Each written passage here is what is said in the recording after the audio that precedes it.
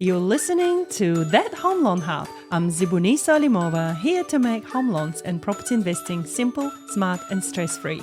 Let's get you closer to your property dreams. Have you ever done a risk profile on yourself to understand what sort of risk taker you are? If you haven't, listen up to understand what it takes for you to do the test and understand what it all right, that's a blooper. Absolute blooper. All right, I tried to sound really serious. Elizabeth, hello. Hey, do you know what I was thinking when you were starting to introduce that is of the quizzes and magazines that I used to do when I was a teenager, Yes. Cosmo quizzes and stuff. What sort of risk taker are you? Yes. And I feel like we should make financial profiles a bit more fun and should. make it more like a magazine. Totally. So I'm going to work on that. Okay. But I did have to create my own risk profile for when I set up my business at the start of this year. So I had to kind of do a lot of thought and look at what else was out there and see what I liked. So I think that people just instinctively answer what they think they are. I get so many people who I'll say, okay, part of this meeting today, we're going to do a risk profile on you and see what fund you should be in. And then they'll be like, oh, I'm a conservative investor, and they've already put themselves into a box. Yeah. But they don't. Then when we do the quiz, they often come out quite differently. So is it helpful to talk about the questions I ask in the risk profile quiz? Absolutely. Let's do that. Okay. So this is a test of my memory because I don't have a copy in front of me. But the three things that it kind of comes down to for me is what's the time frame? And that's what people literally get stuck on sometimes. They're like, oh, I want to invest to grow my money. Oh, I don't know when I'm going to need the money. Do you know? But the time frame is very key because if you need that money in 1 to 2 years and you go in a high risk fund, the chances of losing the money and you then need it and the balance is dropped is higher. Whereas if you don't need it for 20 years, you can ride out multiple recessions in that time. Mm-hmm. So that time frame thing is the first thing I talk to people about. That's the first part of your risk profile. And then there's also how do you describe yourself? So I do want to know what they think they are. Mm-hmm. And some of the questions that I ask, which I haven't necessarily seen in other risk profiles, but I find it helpful to talk through with people is, have you been through a market drop before? Uh-huh. So you get people who come in who maybe, especially young people, and they'll answer yes to all of the questions that would put them in the high risk fund, but they've never experienced what it's like to see that money drop, just to open up their KiwiSaver or whatever, or even look at the value of their house and suddenly see that it's dropped dramatically, and that sinking in your stomach that you sometimes get. Yeah. And obviously we are talking to people about, again, comes back to your time frame. Does it matter that it's dropped? Mm-hmm. But you still don't want people having that sinking feeling too much. So understanding if they've been through that and how did you react? Were you dying through COVID? Were you so stressed out? Or were you just oblivious? Not even checking. I think I have KiwiSaver. I don't know where it is. I haven't checked it. It's fine. I didn't. I did not care for one bit because I knew that I can't access my KiwiSaver until I'm 65. Yeah. So that little blip didn't matter. And then that's the last kind of answer is yeah, I saw it, but it didn't faze me. And I think asking those questions, delving a bit deeper than just how much risk are you comfortable with? Actually, have you lived through it before? Actually, what's your time frame? What else do I talk to people about on my risk profile? I try to give people a tangible example. People find it really hard to deal in vague things. So it's okay, well, if there was $100,000 in your KiwiSaver and then that dropped by 20%, are you going to be calling me at 1 a.m. panicking because I put you in a high growth fund and then we had another global event and the balance dropped? And are you going to be doing that even if you're not touching it for 20 years because you've just looked and seen it and that's too much for you? Would you be better to have been in a fund where it was only going to drop by 10%, not 20%?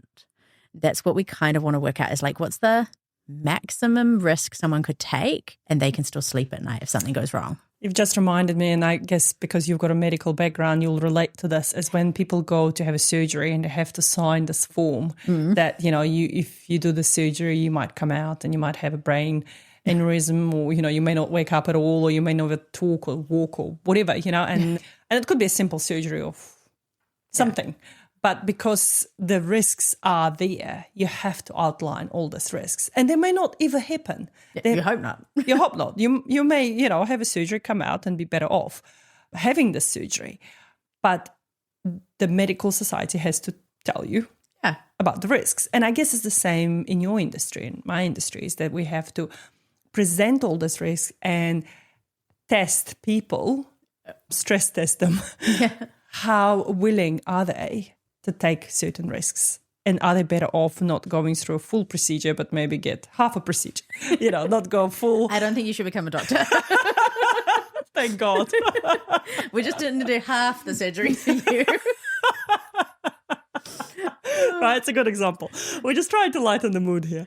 But what I'm trying to explain is that, as you say, if you are going to be stressing out about it every week, maybe then stay on conservative fund and not make 30% return, but maybe make 10% return. Yeah, I think that's the thing, is finding out what suits each client. And also, I think when we talk through the questionnaire, people they refine what their goal is more. So before that, they might have been, I think that the money is going to be for buying another house down the track, like I'm paying down my mortgage, but we want to get a bigger house in the future. So we're going to invest in and build up some money for that or whatever. And then as you go through and you work out the time frame and the risk profile and all of these things, you might find out that actually they think of things as they go. And they're like, oh, do you know what? But we actually will need some of the money for this. So we'll need that portion sooner. And maybe I actually would like the idea of some of it just not being touched at all. Like I want to have some that's just for the future. So then you end up with either we can kind of like meet in the middle, like maybe it's a balanced fund because we know that we're going to be accessing money across different time periods, or we split it out into different investments that are fit for purpose for each goal. But as you do that risk profile, it helps people to really think through the logical next steps of when they're going to get the money and what it's for and how much they need in there. I love this. So, challenge to you is next time you come, you're going to bring the quiz and we're going to make it fun. Okay. And I mean, I'm more than happy to answer it live as well. So we could do a bit of a fun game. And that sounds like a good plan. All right. You could locate me in the, I think I'm conservative. Really? Nah, I don't think you are. I think I can take risks, but I think they need to be calculated risks. Like I go, okay, how much money am I able to part with? Yeah. If things go wrong completely. Yeah. And the other one that I have in my questionnaire that, again, I haven't really seen with others is for whatever fund we're talking about, whether it's KiwiSaver or an investment or whatever, what percentage of your overall wealth is this fund? So people kind of think of it as like, oh yeah, I'm happy to take a risk. But actually, if that's like 90% of what you're relying on to buy a house or to retire on or whatever, then maybe we just need to protect it a smidge more. Whereas actually, if this fund is just 20% and I've got houses and business and in investments, God, I can't say the words, all over the place. And this is just like a tiny thing. Sure. Go for like the absolute maximum risk that you want because you can afford that. You can afford to take that risk. Yeah. Yeah. Exactly. So that's another aspect. Okay. Awesome. Guys, thank you so much for listening up. And if you've got any topics you want us to cover with Elizabeth, she is our regular ghost. It's not Halloween anymore. I'm so sorry. She's a regular guest. I combine two words together because in Russian it will be goсть. And I said Russian word was an English accent. So this is how we ended up as a ghost. But hey, at least hopefully that brightened up your day. And yes, if you want us to cover anything specific when it comes to investments, please let us know. We are here for you. Thank you so much and see ya. And that's a wrap on That Home Loan Hub. Don't forget to hit subscribe and join me next time for more property tips and tricks. Your next smart move starts here.